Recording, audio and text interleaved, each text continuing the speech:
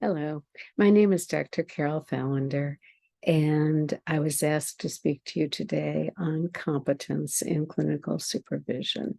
As you may know, Dr. Edward Shafransky and I wrote our first book in 2004 called Clinical Supervision, a Competency-Based Approach. What does this represent? Well, we were very concerned that many supervisors were, and in fact still are, supervising through osmosis. What do we mean?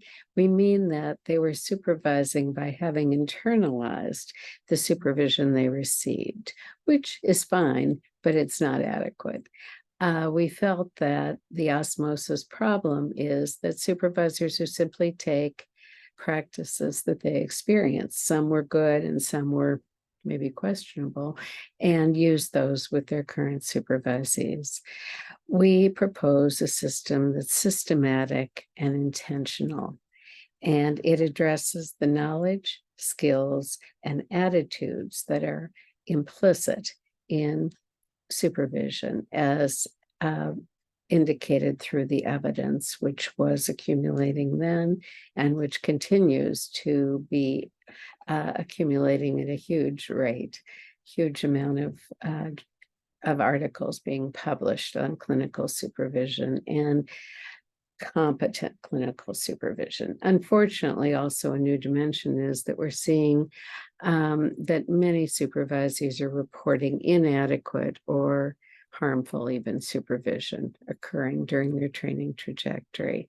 And this is hugely unfortunate for multiple reasons, including the fact that it's harmful to them and to their training, but also that it is disseminating improper practices and is not helping future generations to learn adequate practice, either clinically or of supervision.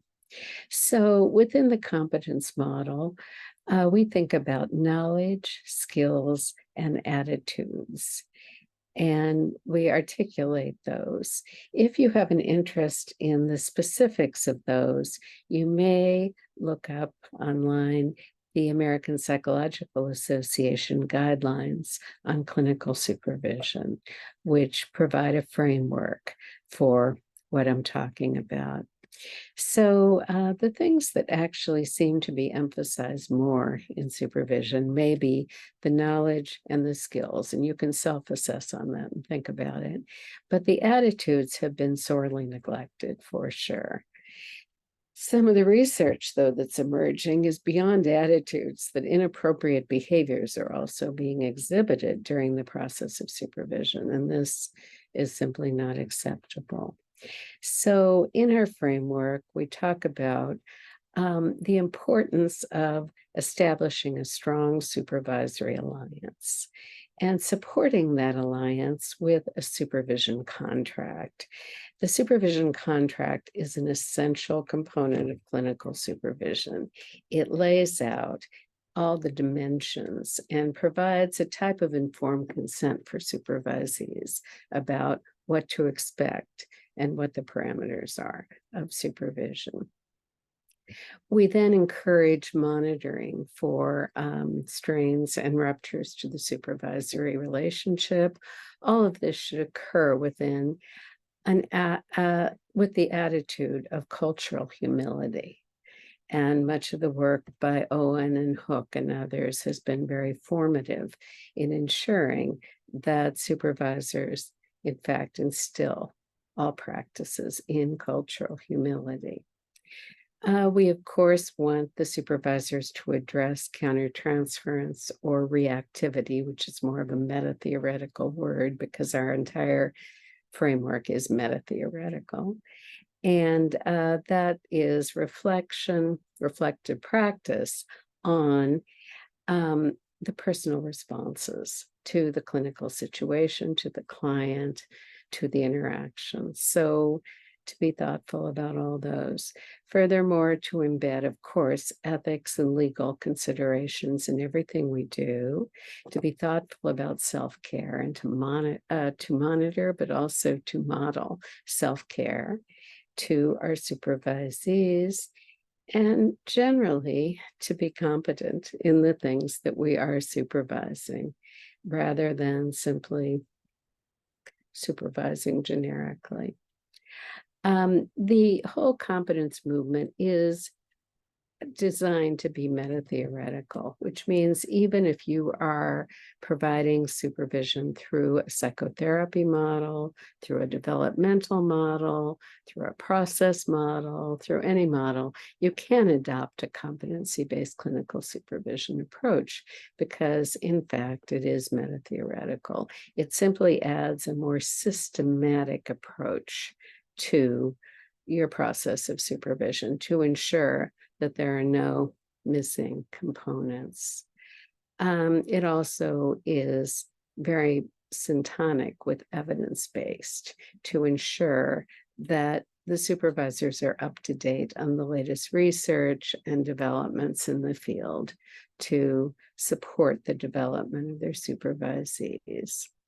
An important critical piece is also feedback. And we get a lot of reports, and there's research supporting the idea that supervisors are not giving feedback. And feedback is the way supervisees grow.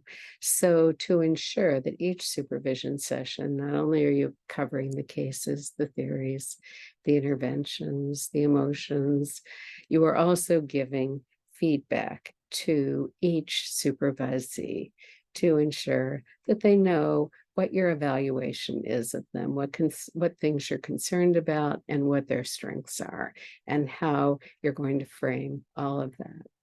We encourage you to have specific goals for supervision that you develop based on the supervisee's self-assessment at the beginning of supervision, and that you also have tasks. So for each goal, you have a task first for the supervisee and then a task for the supervisor.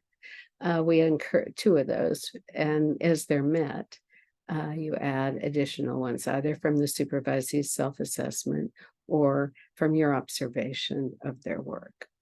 We strongly recommend at least intermittent direct observation of some sort, which would be live observation or review of video or audio, because as you know, supervisees may not know what they do not know, and because supervisees may want to kind of present their best face to us. And it's difficult sometimes to talk about mistakes or countertransference or impressions of their clients that they think we might not be very open to.